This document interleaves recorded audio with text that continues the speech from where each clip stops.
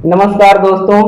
आज हम इसमें डीएनए का डबल हेलिकल मॉडल में इसकी ध्रुवता यानी पोलैरिटी को जानेंगे कि कैसे 5' 3' अथवा सेकंड स्ट्रैंड में 3' 5' आता है ना।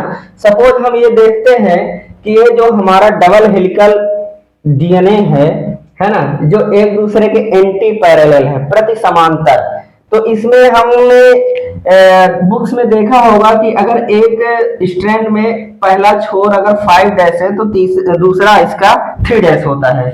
और अगर दूसरे स्ट्रैंड में हम देखें कि अगर ये 3' है तो दूसरा 5' होता है। ये आता कैसे है ना। सपोज ये हमारा डीएनए है न्यूक्लियस के अंदर, अगर इसका हम कोई भी एक जीन या सेगमेंट ले लें, कहीं का भी एक छोटा सा हिस्सा ले लें, हम जानते हैं इसको जीन कहते हैं, है ना। तो ये पॉलीन्यूक्लियोटाइड से ही बना है, हम अच्छी तरह से वाकिफ है ना।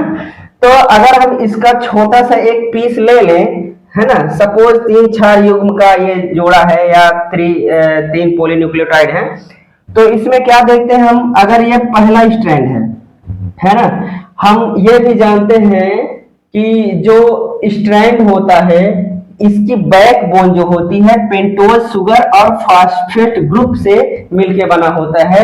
और इसके जो स्टेप्स होते हैं, है ना, इस बैकबोन के स्टेप्स यानी ये जो हाइड्रोजन बॉन्ड से नाइट्रोजनस बेस जुड़े होते हैं, है ना। तो ये बीच में डबल या ट्रिपल हाइड्रोजन बॉन्ड से जुड़े होते हैं, ये इसको स्टेबिलिटी देते हैं, है ना। तो हम अभी देखेंगे कि ये 5' 3' इंड आता कैसे है।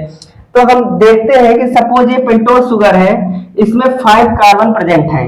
तो अगर देखें ये पहले कार्बन पर जो नाइट्रोजनी क्षार जुड़ा है, यहां से शुरू करें तो फर्स्ट, सेकंड, थर्ड, फोर्थ और यहाँ पर 5th कार्बन प्रेजेंट है ना।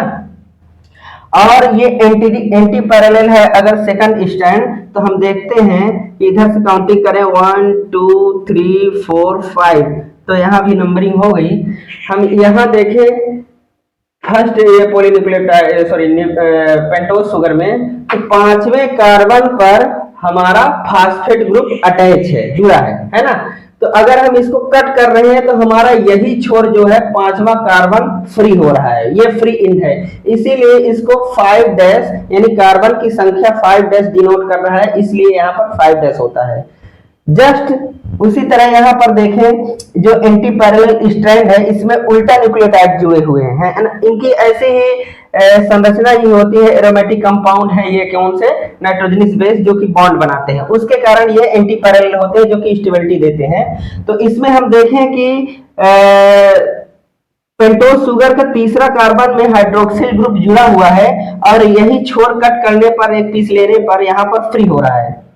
इसलिए इस कार्बन नंबर 3 की पोलैरिटी का नाम पड़ गया 3' है ना। उसी तरह से एज इट इज यहाँ भी होगा डाउन पोर्शन में कि यहाँ पर अगर कट करते हैं तो पेंटोज शुगर के 5वें कार्बन का ये फास्फेट ग्रुप जहाँ अटैच होता है ये फ्री एंड होता है। तो इसका ये कार्बन नंबर 5 है यहाँ पर, तो इसका ये पोलैरिटी नाम पड़ गया 5' या 5'। इसी तरह यहाँ भी फर्स्ट स्ट्रैंड का ये लास्ट छोर जो है वो कार्बन नंबर 3 पर पेंटोज शुगर के फ्री है, इसलिए 3' इसका नाम पड़ गया। इस तरह से हमारा डीएनए 2 स्ट्रैंड का बना हुआ है। तो 5' 3' एक अगर होगा तो दूसरा 3' 5' छोर में इसकी ध्रुवता बताएंगे अपन। Okay, thank you.